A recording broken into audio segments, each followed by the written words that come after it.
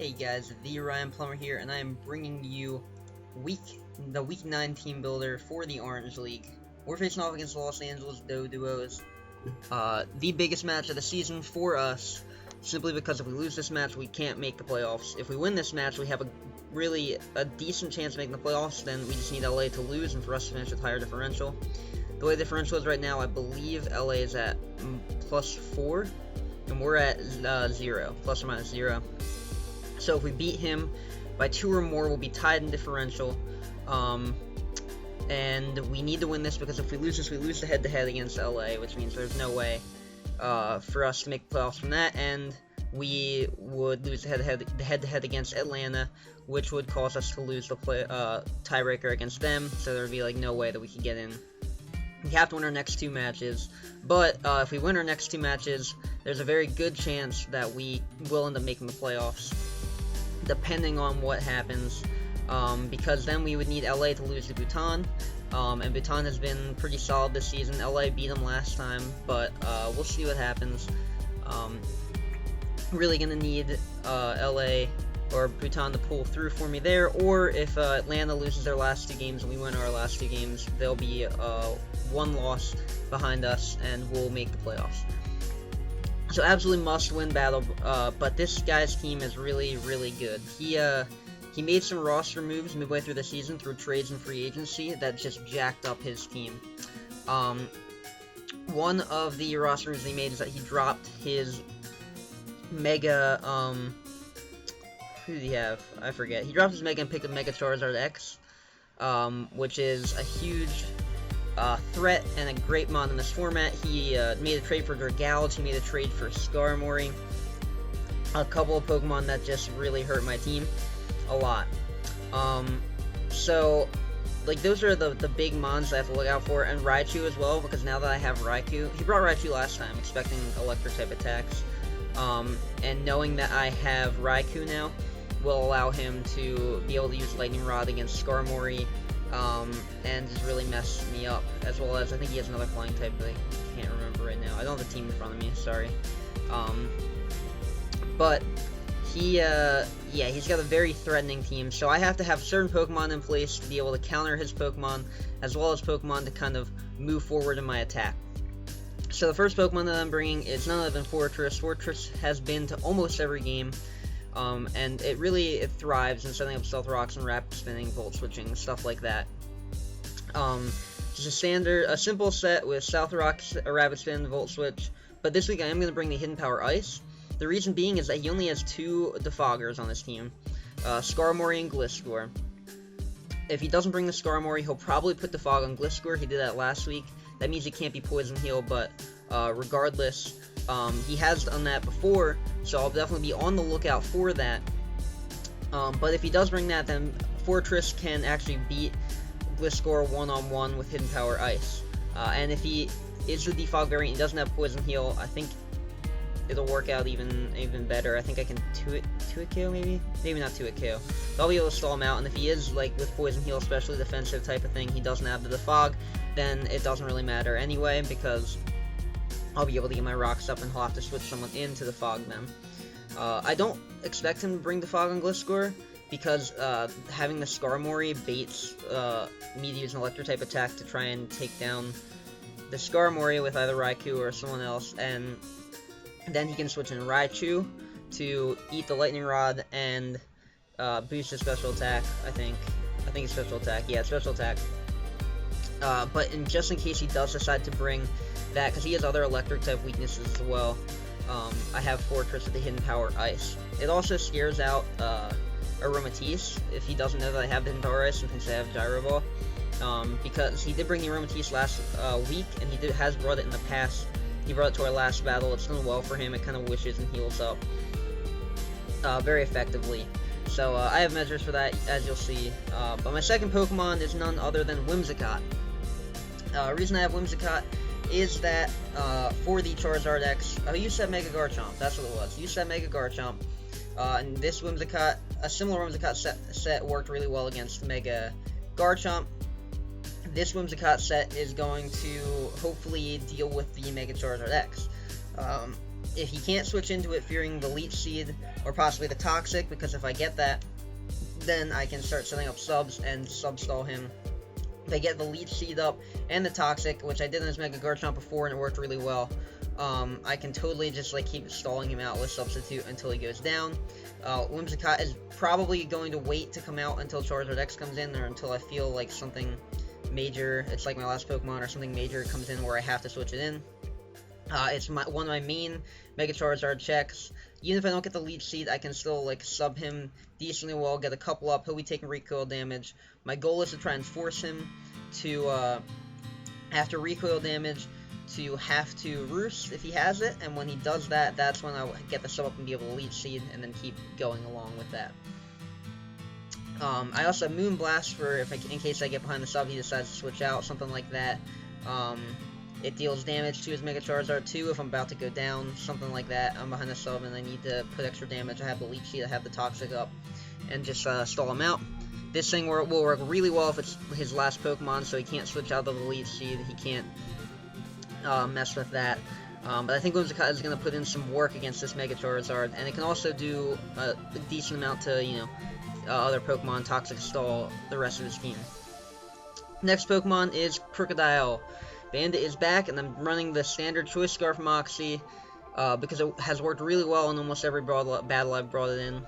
I think he is going to put in some work this week. I think he could sleep up. It's going to be big on certain Pokemon like Dragouge.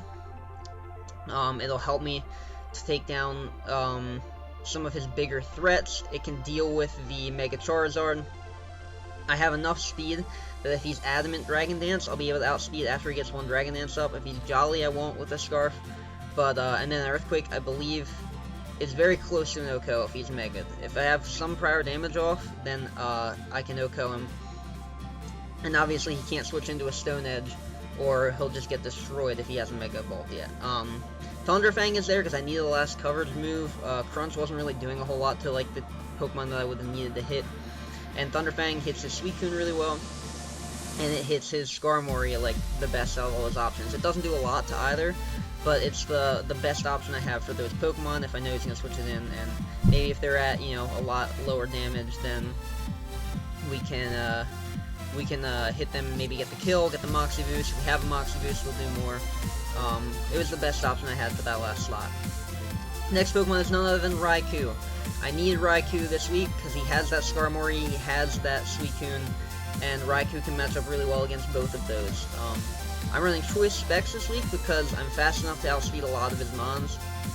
I didn't want to put a Scarf on this thing because I needed to hit really hard, especially against the Skarmory.